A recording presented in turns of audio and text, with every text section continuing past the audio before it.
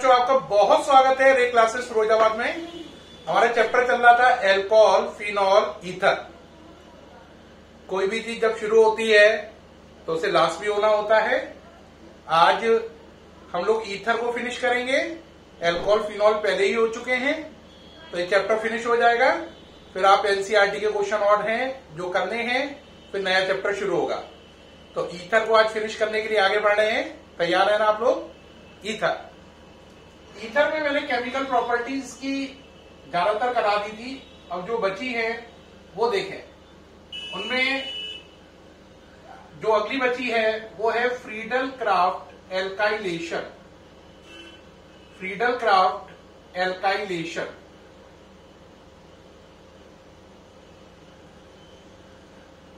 इसमें हम क्या करते हैं, लेते हैं एडिसॉल, उसकी रिएक्शन कराते हैं CH3Cl से in presence of anhydrous AlCl3। Anhydrous का मतलब बिना पानी का AlCl3। देखो बेटा, बेंजीन के ऊपर OCH3 group ortho para directing है। कैसा है?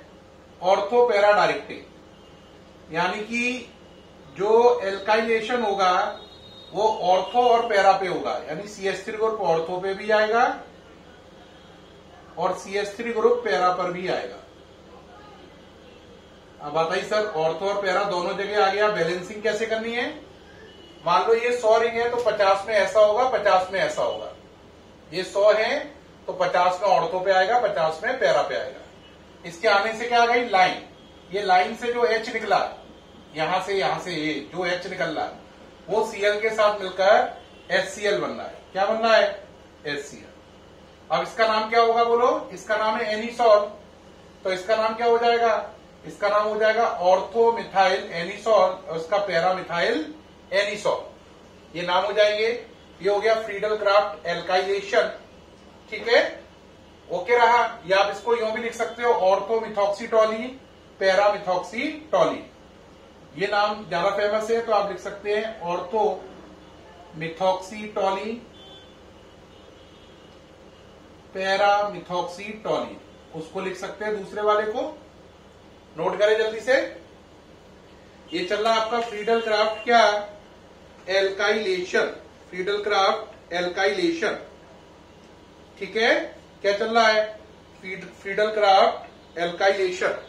ये इसका नाम ऑर्थो मिथॉक्सीटोलिन, इसका नाम क्या बताया मैंने? पैरा मिथॉक्सीटोलिन। मिथॉक्सी किसे बोलते हैं? OCH3 को। तो ये हो गया फ्रीडल क्राफ्ट एल्काइलेशन। अब चलें, अगला है Friedel Crafts acylation. Friedel Crafts acylation. इसमें क्या करेंगे आप लोग? आप लेंगे एलिसॉल, उसकी रिएक्शन कराएंगे CH3COCl से। प्रेजेंस पहले की तरह ही रखेंगे, एनहाइड्रस AlCl3 की नीचे की तरफ कर दे रहे हैं जिससे और ज्यादा साफ नजर आए। अब ये ग्रुप कैसा है? ऑर्थो पैरा डायरेक्टिंग है। तो यहां पर COCH3 ऑर्थो पे आएगा और COCH3 ग्रुप पैरा पे आएगा। वही बात है, ये 100 रिंग है, 50 में ऐसा हुआ, 50 में ऐसा हुआ। यहां पे लाइन आने से क्या निकला? H, वो इस Cl के साथ मिलकर HCl बन जाएगा। इसका नाम है ortho methoxy acetophenone. Ortho methoxy acetophenone. और इसका नाम है para methoxy acetophenone. Para methoxy acetophenone, ये इसका नाम है। ये प्रोडक्ट बन जाएंगे। तो ये हो गया Friedel craft alkylation, Friedel Crafts acylation. Note करिए, सामने से हट गया हूं, जल्दी से नोट कर ले भाई, आपका कुछ सेकंड का टाइम है, नोट करें जल्दी जल्दी से। अब आगे चलते हैं। अगला है नाइट्रेशन। क्या है? नाइट्रेशन। नाइट्रेशन देखें। नाइट्रेशन करने में, नाइट्रेशन कैसे करेंगे आप? कैसे करेंगे नाइट्रेशन? पहले लेंगे बेंजीन के ऊपर OCH3, इसकी रिएक्शन कराएंगे HNO3 से, इससे लिखेंगे OHNO2। क्या लिखेंगे? OHNO2। OHNO2 को ही क्या बोलते हैं? HNO3। प्रेजेंस रखेंगे कंसंट्रेटेड H2SO4 की। आपका दिमाग क्या कह रहा है? बिल्कुल सही कह रहा है आपको कि OCH3 के ऑर्थो पोजीशन पर NO2 आ जाएगा और इसकी पैरा पोजीशन पर NO2 आ जाएगा। आपने बिल्कुल सही सोचा, यही होगा। अब ये लाइन आने से क्या निकला? देखो H, ये जो H निकला ये इस वाले OH के साथ मिलकर पानी बन जाएगा। प्रोडक्ट जो ये बना है इसका नाम है ऑर्थो नाइट्रो एनिसॉल। वाटर को इधर की जगह नीचे लिख दो थोड़ा सा, तो जगह बन गई। यहां पे इसका नाम आ गया पैरा नाइट्रो एनिसॉल। तो इनके नाम हो गए ortho nitro anisole, para nitro anisole. तो प्यारे बच्चों, ईथर में मैंने अभी आपको 3 रिएक्शन बताई, Friedel craft alkylation, Friedel Crafts acylation and nitration. Note करें, सामने से हट गया हूं। अब इसके बाद नेक्स्ट नंबर है इसकी reaction with CH3COCl। Next number है रिएक्शन विद CH3COCl। इसका नाम होता है एसिटिल क्लोराइड। क्या होता है? Acetyl chloride. तो नेक्स्ट नंबर है रिएक्शन विद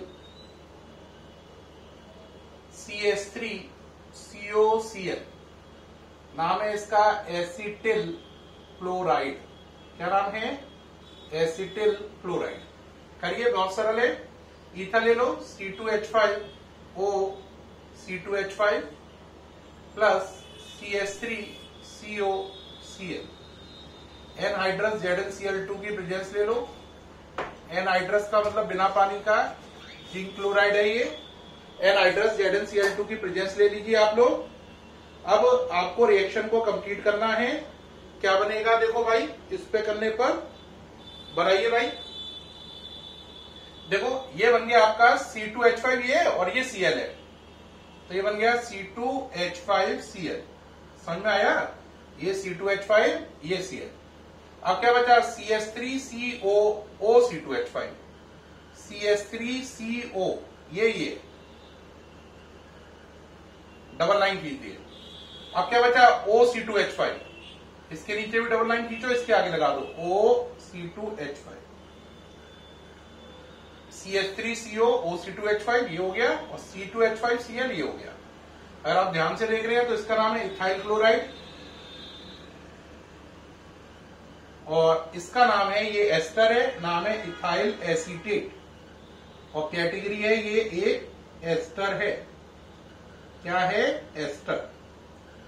तो ये हो गई रिएक्शन विद CH3COCl, जिसका नाम है एसिटिल क्लोराइड। क्या नाम है? Acetyl chloride. अब ईथर की नेक्स्ट और लास्ट रिएक्शन आ गई, रिएक्शन विद एसिटिक एनहाइड्राइड। ये हटा रहा हूं, ये लास्ट रिएक्शन है ईथर की। ईथर की लास्ट केमिकल रिएक्शन है ईथर फिनिश करने के लिए, reaction with acetic anhydride. Reaction with acetic anhydride. Acetic anhydride क्या होता है? CH3CO कॉमन, इसे बोलते हैं एसिटिक एनहाइड्राइड। इससे हमें रिएक्शन करानी है ईथर की। कराना शुरू करिए। C2H5O C2H5 रिएक्शन कर रहे हैं। अब ये नीचे अलग से कर दो जिससे साफ नजर आए रिएक्शन हो रही है। CH3CO कॉमन, और ये रिएक्शन भी एनहाइड्रस ZnCl2 की प्रेजेंस में होगी। एनहाइड्रस ZnCl2 की प्रेजेंस में होगी। कराइए भाई, क्या बनेगा? साफ नजर आ रहा है, देखो CH3COO OC2H5 नजर आ रहा है। देखो CH3COO और ये C2H5, CH3CO C2H5। तो देखो बेटा, चेक करो, CH3COO C2H5, CH3COO C2H5। तो 2 यूनिट बन गई CH3COO C2H5 की। नाम है इथाइल एसीटेट। कितनी यूनिट बन गई? 2। कैटेगरी क्या है? एस्टर।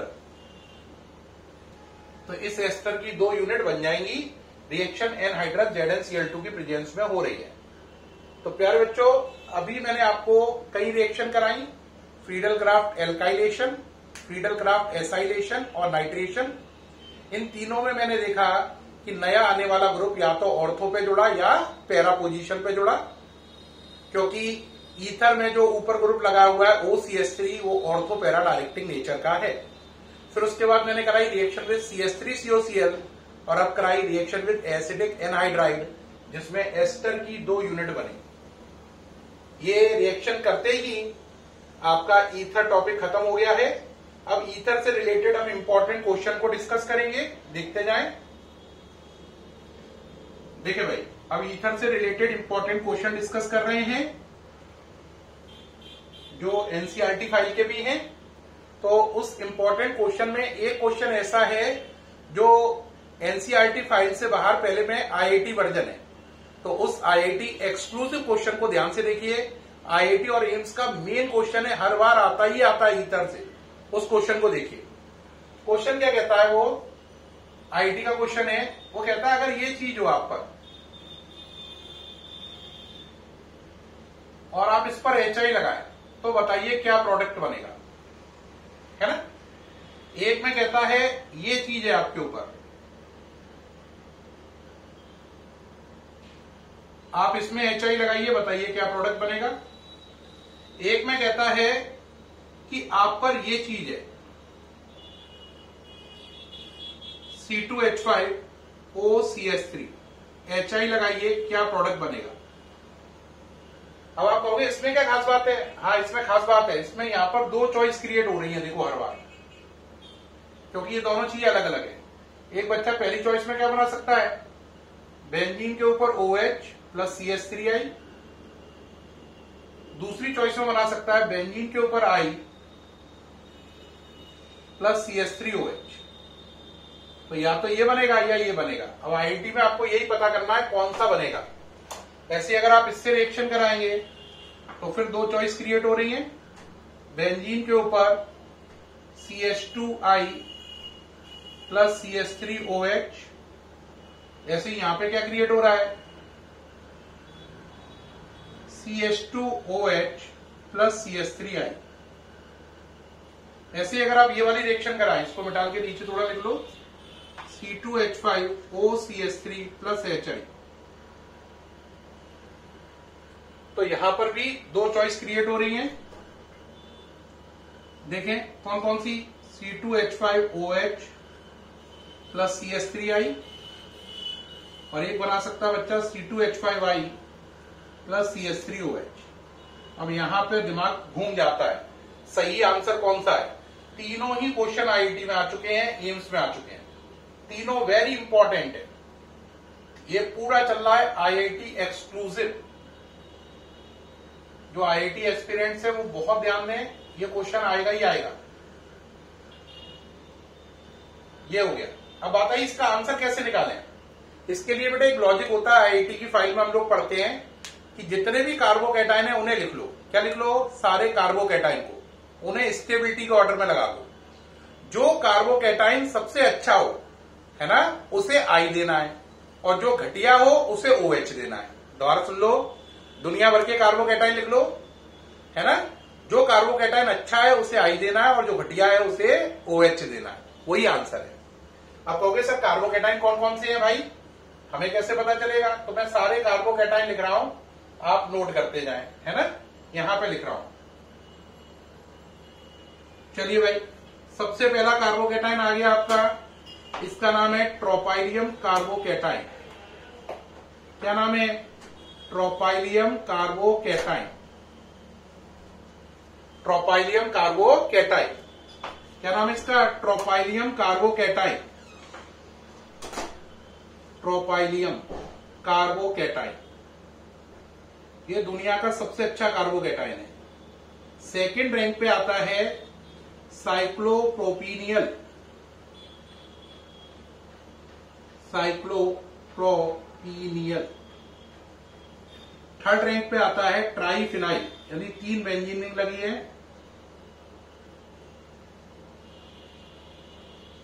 और कार्बन पे प्लस चार्ज है, ये थर्ड रैंक पर है। इसका नाम है ट्राइफिनाइल कार्बोकैटाइन। ट्राइफिनाइल कार्बोकैटाइन, ये इसका नाम है साइक्लोप्रोपीनियल कार्बोकैटाइन। बात समझ में आई या नहीं आई? ये ऐसा है, 3 कार्बोकैटाइन हो गए ये। अब इसके बाद आगे लिखना है, नीचे नहीं लिख रहा हूं, नीचे लिखूंगा तो आपको नजर नहीं आएगा, ऊपर ही लिख रहा हूं। चौथा है डाइफिनाइल। डाइफिनाइल का मतलब है 2 बेंजीन रिंग है इसमें,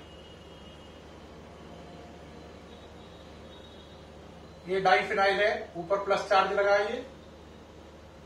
फिर उसके बाद होता है बेंजाइल कार्बोकैटाइन, 1 बेंजीन रिंग है, ये प्लस लगा है, इसका नाम है बेंजाइल कार्बोकैटाइन। बेंजाइल के बाद फिर अगला ऑर्डर में आता है allyl.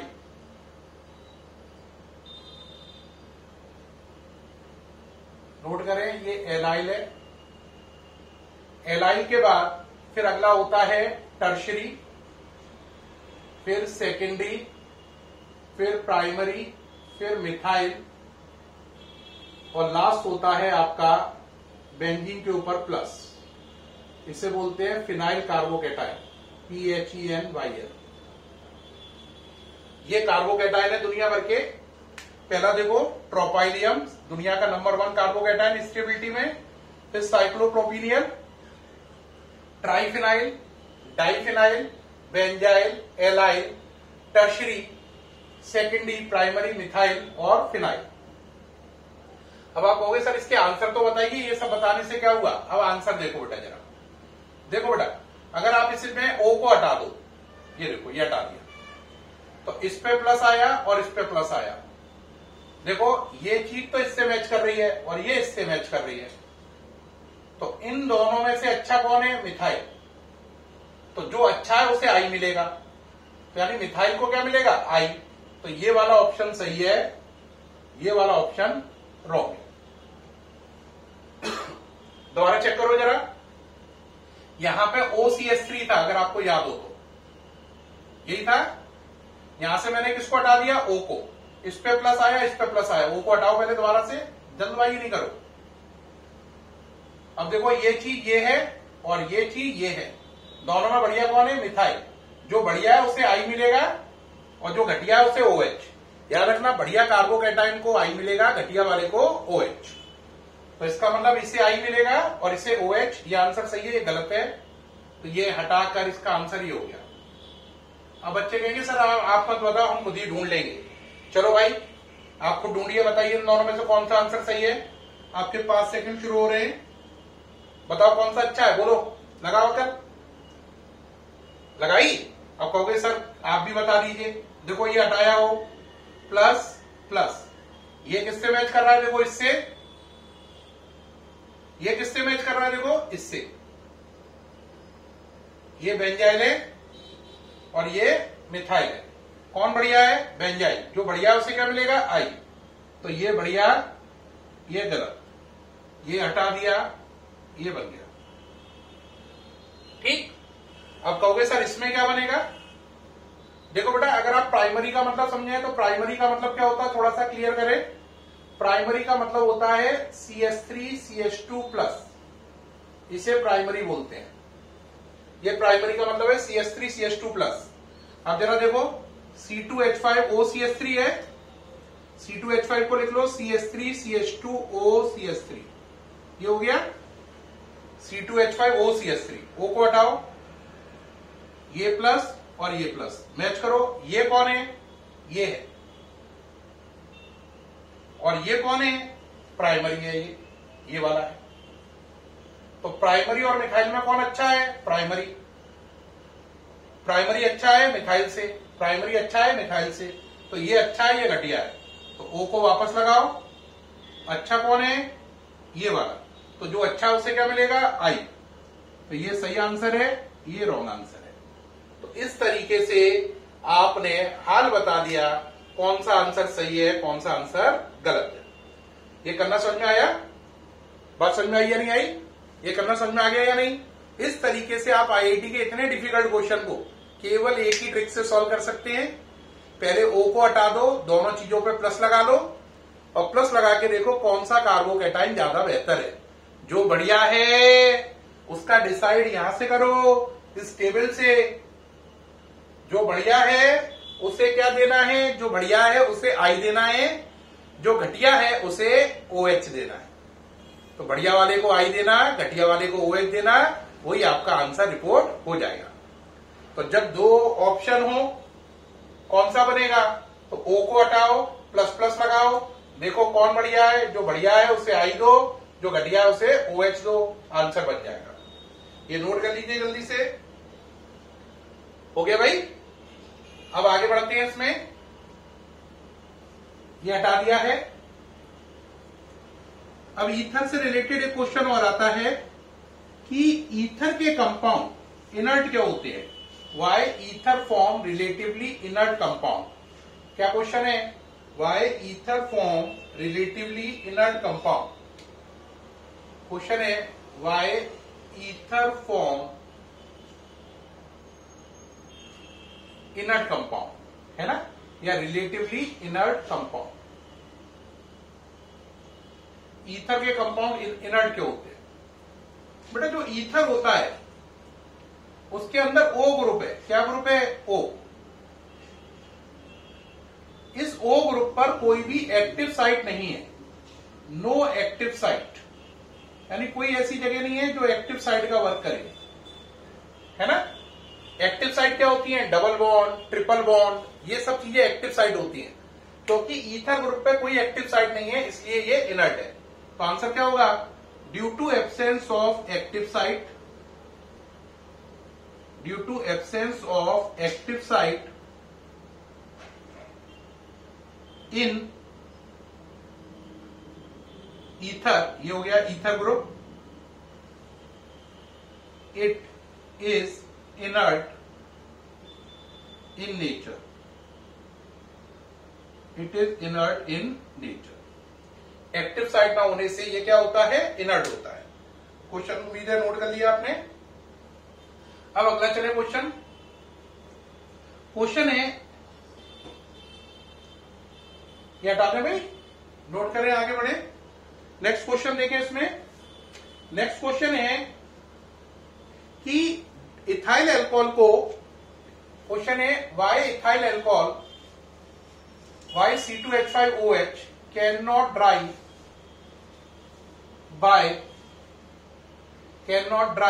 Bye CaCl2। Ethyl alcohol को CaCl2 द्वारा सुखा क्यों नहीं सकते? बेटा याद रखना, कहीं से भी मॉइस्चर हटाना हो तो CaCl2 बेहतरीन कंपाउंड है मॉइस्चर हटाने के लिए, लेकिन इथाइल अल्कोहल को कभी भी, इथाइल अल्कोहल का मॉइस्चर कभी भी CaCl2 द्वारा हटाया नहीं जाता है। क्यों?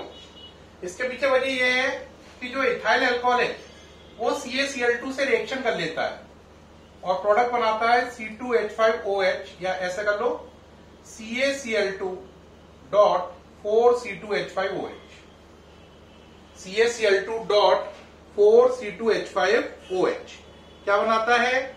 CaCl2.4C2H5OH। तो आंसर क्या हुआ? CaCl2 react with ethyl alcohol, react with, बोलो किससे? Ethyl alcohol. CaCl2 react with C2H5OH. So C2H5OH cannot dry over CaCl2। क्या प्रोडक्ट बनाता है इससे रिएक्शन करके? CaCl2.4C2H5OH। क्या बनाता है? CaCl2.4C2H5OH। नोट करें जल्दी से। हाँ जी, नोट कर लिया जल्दी से। अब वो कह रहा है एल्कोहल फिनॉल का बॉइलिंग पॉइंट हाइड्रोकार्बन से ज्यादा होता है करस्पॉन्डिंग। तो क्वेश्चन है why the boiling point of alcohol and phenol are higher than corresponding hydrocarbon.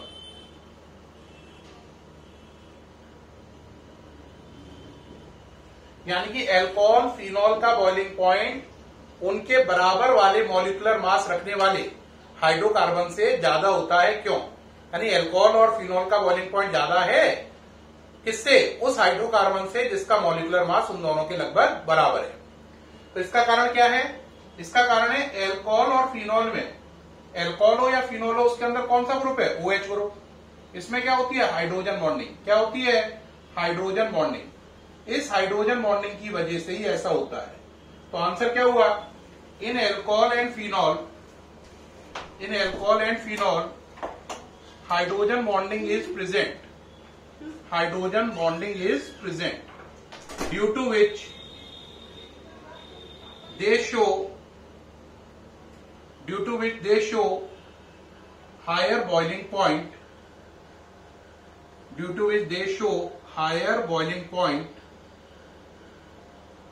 than hydrocarbon.